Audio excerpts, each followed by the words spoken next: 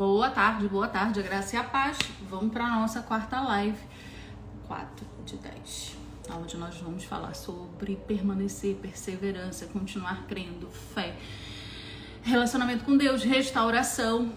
E antes de eu entrar no tema da quarta live, que é dentro dessa temática até o final do ano, eu ontem publiquei uma foto de um momento em família, onde eu coloquei há 6 anos, quase 7, mas ainda são 6, amém?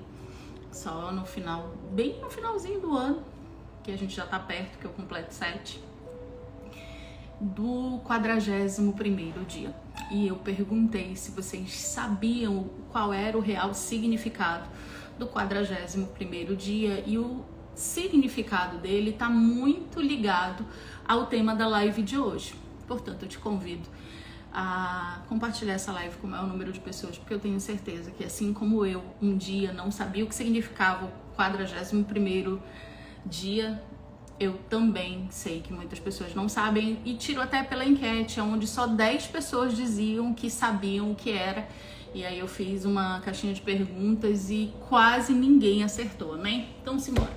O número 40 na Bíblia, ele tem um significado muito grande. Eu fiz um resuminho, tá aqui do lado do meu computador, e eu quero rapidamente, porque depois prometo que faço uma live muito mais densa, com conteúdos muito mais aprofundados sobre o significado do 41º dia na vida cristã. Mas o simbolismo principal dos 40 dias, ou seja, 40 e vir o alívio no 41º é, primeiro, provação e purificação. O número 40 é um período que Deus testa e prepara o seu povo. O segundo aspecto é o de transição e transformação, onde geralmente marca o fim de um tempo, de uma estação, e o início de uma nova estação, de um novo tempo. E terceiro, significa renovação. Normalmente, após períodos de 40 dias, 40 anos, ocorre uma intervenção do Senhor, uma revelação e um recomeço. E aqui eu listei, eu não vou adentrar, mas só para exemplificar períodos onde 40 dias e o 41º dia tem um impacto muito importante, ou 40 anos e o 41º ano tem um impacto importante. Primeiro é o dilúvio. Deus faz chover sobre 40 dias e 40 noites sobre a terra. Destrói tudo para um novo recomeço. O segundo, tempo de Moisés no Monte Sinai. Ele fica 40 dias e 40 noites e ali ele recebe as tábuas da lei. Terceiro período, a exploração ou expiação da terra prometida. Os espias vão para Canaã e passam 40 dias vendo o que a terra tinha e se ela era realmente a terra que manava leite e mel. Quarto evento, o jejum de Elias. Elias fica 40 dias e 40 noites enquanto viajava no Monte Horebe, e onde teve um encontro com Deus. Ou seja, depois de 40 dias e 40 noites jejuando, Elias tem um encontro com Deus. Sexto ponto, após a ressurreição de Jesus, Jesus permaneceu na terra por 40 dias após a sua ressurreição, aparecendo aos discípulos e dando instruções antes de subir aos céus. Já no tempo de 40 anos, a gente tem a peregrinação no deserto, onde o povo passa 40 anos sendo purificado, transformado, tirado sua incredulidade, ou seja, nascendo de novo. É um período de 40 anos. 40 anos também foram o tempo de reinado de Saul, de Davi e de Salomão. Vocês estão entendendo o significado do 41º? Os filisteus dominaram Israel por 40 anos. Jonas e Nínive, Deus deu à cidade de Nínive um prazo de 40 dias para se arrepender antes da sua destruição. Golias desafiou Israel por 40 dias, ok? Ezequiel ficou deitado sobre o lado direito 40 dias, simbolizando 40 anos do pecado de Judá. Chuvas no tempo de Débora e Jael. O prazo durou 40 anos após a vitória de Débora e Baraque sobre Sísera. Exílio de Moisés em Midian. Moisés, quando sai do Egito e fica exilado, ele fica 40 anos no deserto de Midian. Uma síntese, o número 40 simboliza o tempo necessário para que os planos de Deus sejam cumpridos, seja na purificação, na preparação, na disciplina. E isso reflete a perfeição e a completude dos processos divinos. O que eu quis dizer com aquela foto? Que após o período de deserto, que obviamente não foram 40 dias, chegou o tempo do 41º. Chegar ao 41º dia não significa que eu não tenha lutas com Daniel, não é sobre isso. E o tema da live de hoje é justamente sobre termos coragem para obedecer.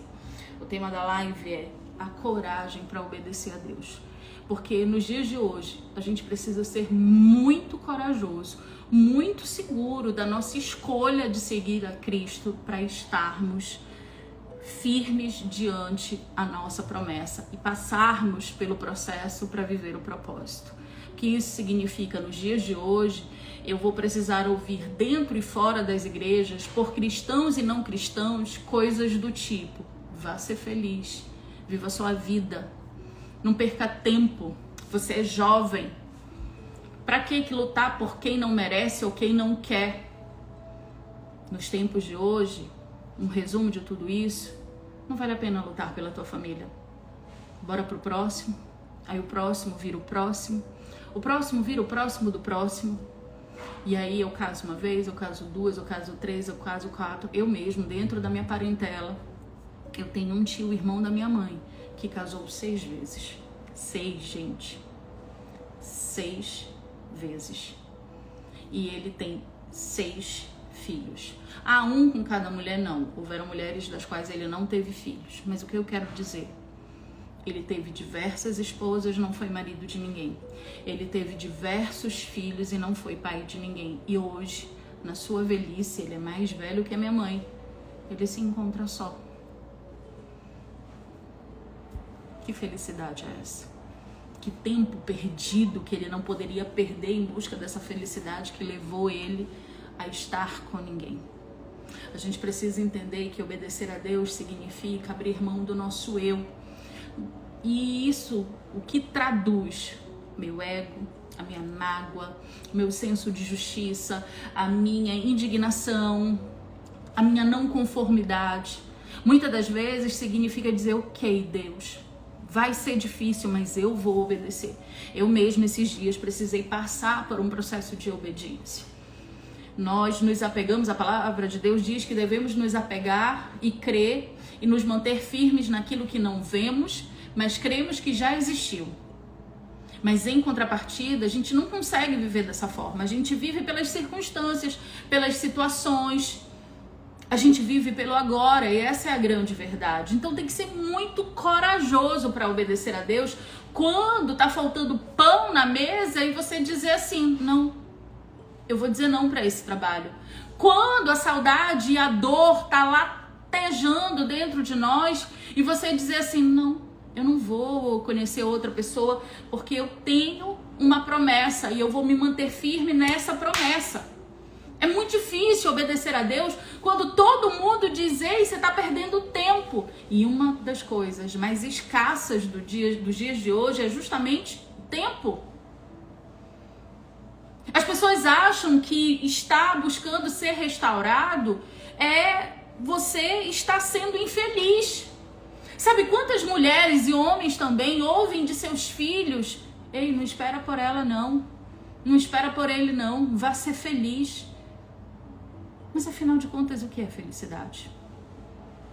E afinal de contas, como cristãos, a gente está tentando viver que tipo de felicidade? A felicidade que me leva ao eterno ou a felicidade que termina aqui, nessa terra? A única certeza que eu e você temos é que a partir do nosso nascimento e do momento que tomamos consciência da brevidade da vida, é que vamos morrer. Mas a gente vive como se não houvesse o amanhã e o amanhã não fosse a morte. Esquecendo que o que vai ficar aqui vai ficar. Mas a nossa alma, ela sim, ela é eterna. O que eu tenho feito por aquilo que é eterno? Eu tenho barganhado com o que é efêmero? A resposta é, a maioria de nós sim. Então, portanto, bora ler o texto base da tarde de hoje, que é Josué capítulo 1, versículo 9, que vai dizer assim. Deixa eu pegar aqui, calma, gente. O texto diz, não fui eu que te ordenei, seja forte, seja corajoso, não se apavore, não desanime, pois o Senhor, seu Deus, estará com você aonde você andar.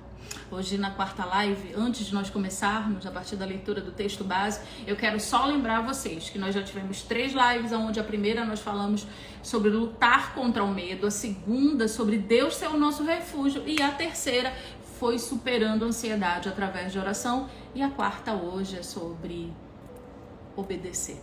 O quão difícil é obedecer. Se você está aqui hoje, talvez você esteja enfrentando justamente essa dualidade. Eu sei que eu tenho uma promessa, eu sei que família é um propósito divino, eu sei que o casamento é algo que Deus não negocia. Mas é fácil obedecer? É fácil obedecer, e aqui eu tô falando, gente, de todo o meu coração. Se tem uma coisa que me revolta, é alguns cristãos, principalmente, se colocarem no lugar de bem e mal, onde eles estão acima de todas as coisas. Não porque eu não senti nada, não porque eu não tive medo, não porque eu mesma não guardei mágoa. Conversa fiada é essa? Bom, se eles têm superpoderes, eu preciso dizer que eu não. Eu sim tive medo, eu sim tive mágoa, eu sim me recusava a perdoar, eu sim achava que a restauração era algo impossível, eu sim tive muita dificuldade no processo de retorno. Sabe por quê? Porque eu sou humana, real, com sentimentos reais, com medos, dores, aflições, alegrias, contentamentos reais. E você? Que tipo de cristão você verdadeiramente é? Muito mais do que propósitos na madrugada de oração, o que Deus quer comigo e com você é o que Ele quer desde o princípio da criação.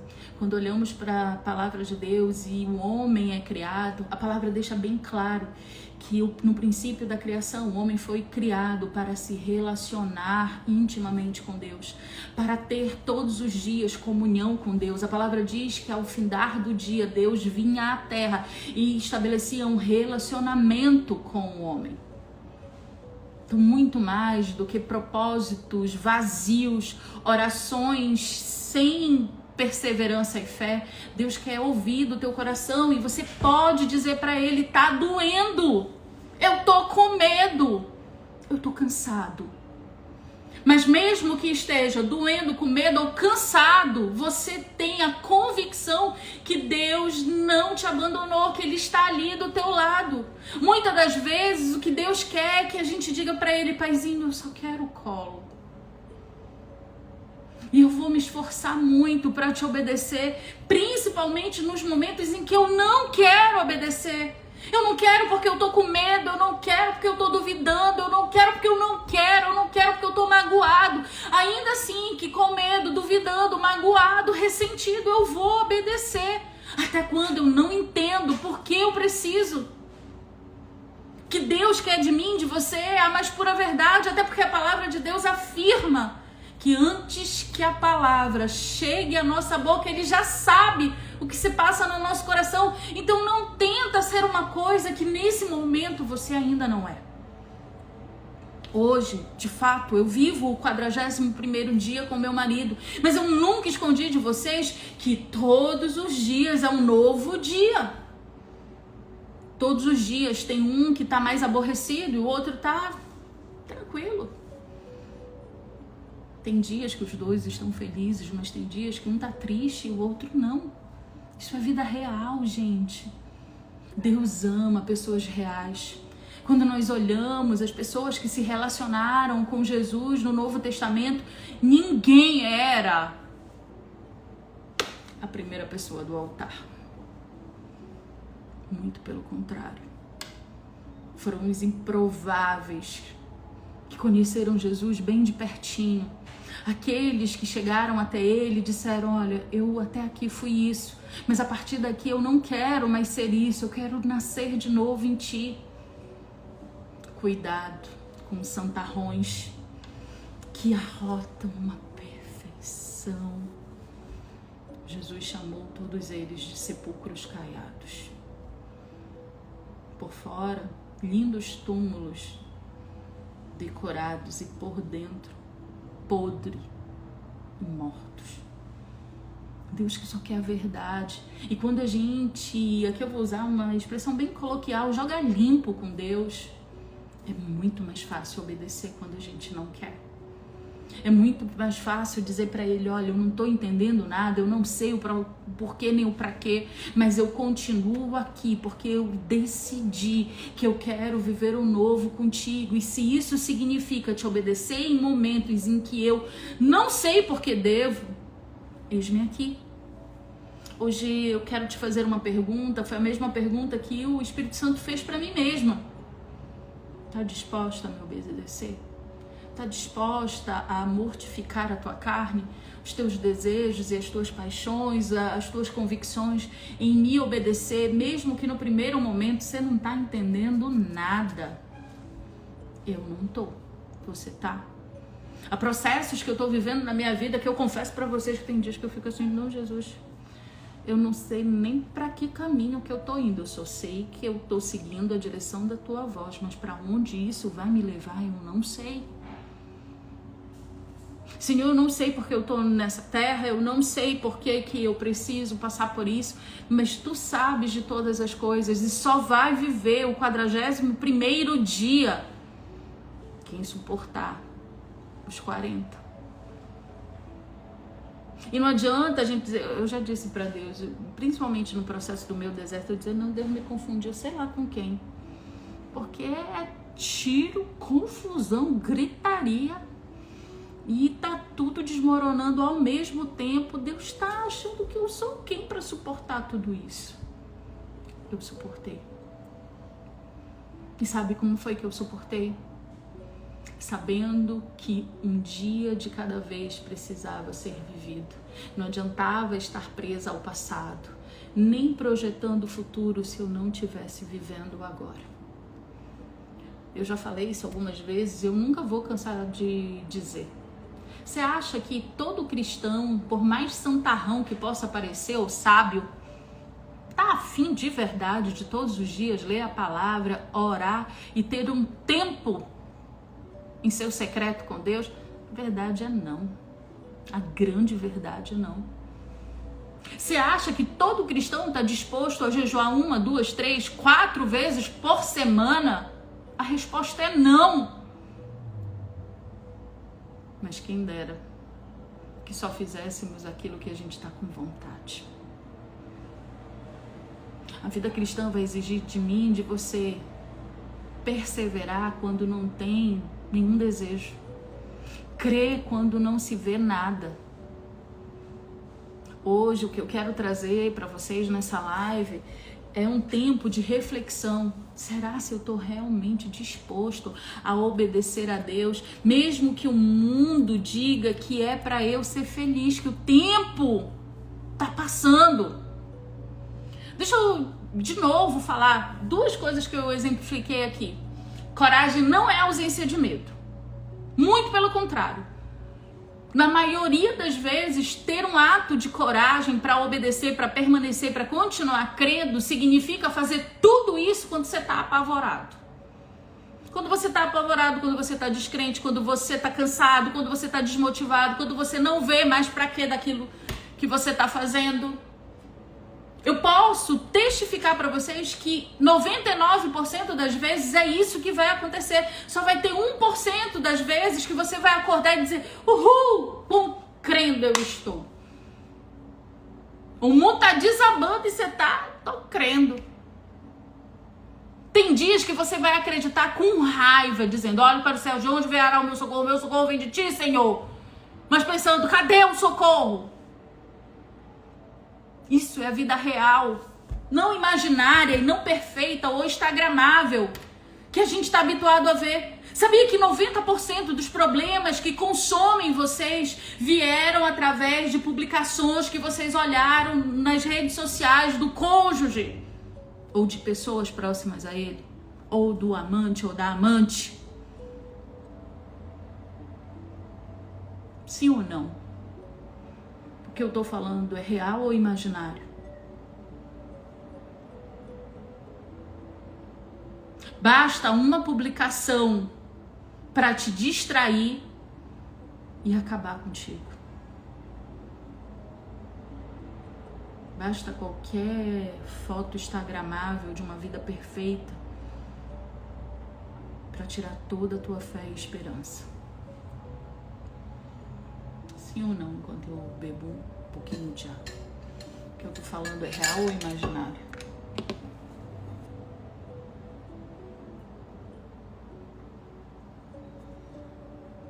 Sabe o que eu mais ouço? Meu cônjuge está muito feliz vivendo o adultério. Meu cônjuge está prosperando em meio ao pecado. A vida que o meu cônjuge está levando é a melhor possível, mesmo praticando o pecado. Quando a palavra de Deus diz que o salário do pecado é a morte, ou seja, quem está vivendo o pecado não tem como ser feliz, não tem como você ser próspero, não tem como você tá com a vida ganha.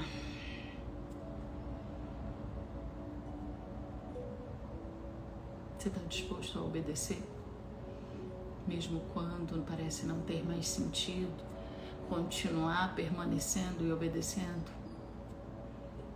Quantos de vocês já disseram, vou desistir, eu não quero mais, e passa 1, 2 semanas e você se vê orando de novo para que a tua família possa ser resgatada?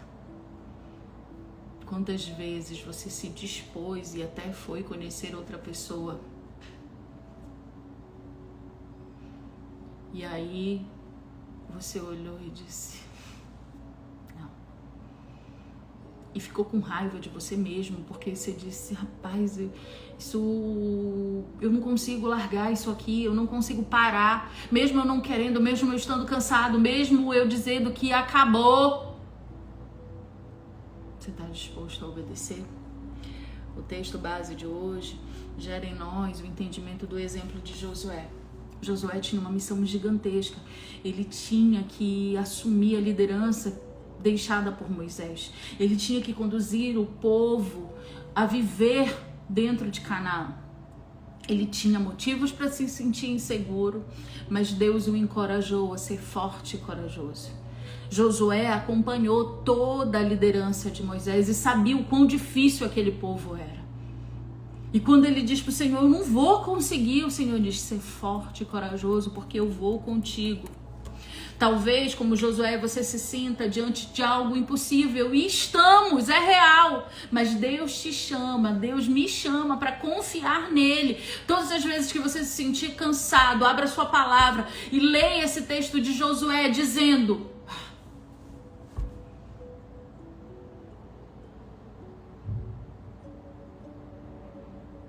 eu sei que tu tá comigo, Senhor, mas eu tô tão cansada. Eu sei que tu tá comigo e me perdoa por a minha falta de fé, mas hoje eu tô sentindo que ela tá menor do que um grão de mostarda. Antes da gente olhar para as circunstâncias, a gente deve primeiramente dizer para Deus, Deus, eu acabei de saber de algo, eu acabei de ver algo, ou enviado do campo, porque olha nesse período, gente, o que tem de gente se prestando para ser portador de notícia ruim, ó, você tá bem, tá assim, bem no sentido, Senhor, eu tô disposta a obedecer, ainda que eu não entenda, ainda que eu não veja, ainda que tudo esteja desmoronando. Aí vem um enviado do cão te contar coisas que você não perguntou e nem pediu para saber. E aquilo destrói o teu dia. Eu vou dar uma dica para vocês. Quando um enviado de Satanás vier te contar algo, você diz para essa pessoa com todo amor e carinho e respeito, mesmo que ela não seja respeitosa com você, porque a gente não vai retribuir o mal que nos faz, você diz para ela: fulano, fulana, eu vou lhe pedir algo. Que essa seja a última vez que você me fale algo a esse respeito. Se eu quiser saber, eu lhe pergunto. Mas se eu não te perguntar, é porque eu não quero saber. E eu queria que você respeitasse a minha decisão em não querer saber. Gente, o que vocês precisam saber, vocês já sabem. A outra parte tá mergulhada no pecado. Agora, querer detalhes disso daí, pra quê? Pra quê? Pra te magoar, pra te ferir, pra te fazer ficar jogada numa cama, porque você fica sem forças nem de levantar. Pra quê? Sabe, quando vê um enviado de Satanás, porque um ser humano desse só pode ser enviado do cão. Não tem nada de edificante pra falar? Não fala. Comece a pôr limite nas pessoas, dizendo: eu não quero saber, você pode respeitar a minha vontade, o meu posicionamento? Porque a pessoa ainda vem com uma desculpinha: não, eu só estou falando porque eu gosto muito de você. Imagina se não gostasse. O que aquele ser humano ia fazer contigo? Diga pra pessoa: obrigado por você gostar de mim. Então, já que você gosta de mim, você vai fazer algo muito importante. Não mais me contar. Não me conte. O que eu preciso saber, eu já sei. E o que eu precisar saber, deixa que Deus vai dar um jeito de me falar. Isso não só, gente, de ouvir más notícias, como de você ir buscar também. Porque tem gente que parece que se odeia. A sensação que eu tenho é que a pessoa se odeia. Que ela fica criando perfil fake, cavucando as coisas nas redes sociais. Larga isso de mão. Vá cuidar de você. Cuide de você. Sabe, um prédio não é... Ainda de manhã eu falei com uma pessoa e disse assim: olha, um prédio não é construído sem antes suas fundações e seus pilastros e colunas. Você precisa de fundação, pilastro e coluna para depois você conseguir subir esse prédio. E esse prédio representa a restauração da tua família. Então não adianta você estar procurando mais notícias ou recebendo mais notícias se você não está cuidando primeiro da fundação. A fundação é você. Obedeça a Deus. Gente, eu tenho um temperamento questionador. Não é tudo que todo mundo me conta que eu digo: ah, verdade, e acredito. Eu sempre fico pensando: mas e o outro lado da história? Porque eu entendi muito cedo que para tudo na vida tem 3 versões: a minha, a tua e a verdadeira. Então eu sempre tento contrapor: mas se o céu é azul, por que as nuvens são brancas? E eu quero uma resposta para isso. Essa é a Daniela que Deus formou, questionadora, curiosa, no sentido de querer entender as coisas, não da vida dos outros, gente, eu nem dou conta disso. Se tem uma coisa que Deus não me chamou, foi para ser fofoqueira. E obedecer sem compreender, para mim sempre foi um grande desafio. Mas eu tenho vivido processos com Deus que tem me ensinado que tem que ter muita coragem para obedecer quando não tem sentido, não tem explicação, não tem motivo, você não consegue entender o porquê nem o pra quê. Mas antes da gente terminar a live, eu escrevi uma frase que eu quero dividir com vocês, que diz assim: a coragem de obedecer a Deus é o que nos permite experimentar a cura e a restauração pessoal. E tudo isso vai refletir diretamente na nossa família. A coragem de obedecer faz com que os meus filhos enxerguem em mim um ser humano disposto a caminhar com Cristo. Eu nunca disse para os meus filhos que eu era perfeita. Muito pelo contrário. Esses dias não, já tem mais de mês. Eu fiz uma pergunta, a Karine voltou para casa, né? E aí estávamos no momento à mesa de comunhão. E eu perguntei para eles onde eu havia mais falhado como mãe. Porque claro que eu falhei. Eu não fui perfeita. Da mesma forma que a minha mãe não foi perfeita, da mesma forma que minha avó não foi perfeita. E é isso. Mãe erra tentando acertar e erra às vezes até errando.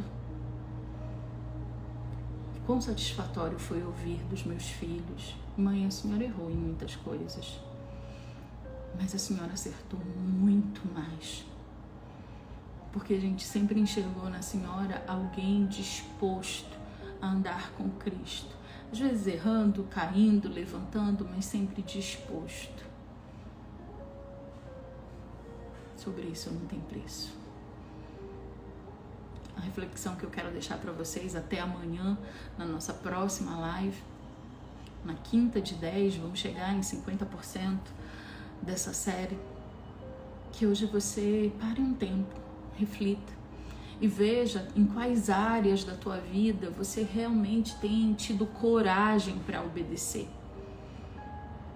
Porque está aqui, eu e você, nos torna muito corajosos para dizer não para o mundo e sim para Cristo, amém?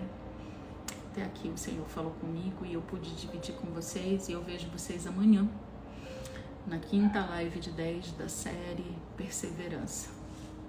Beijo, a paz do Senhor.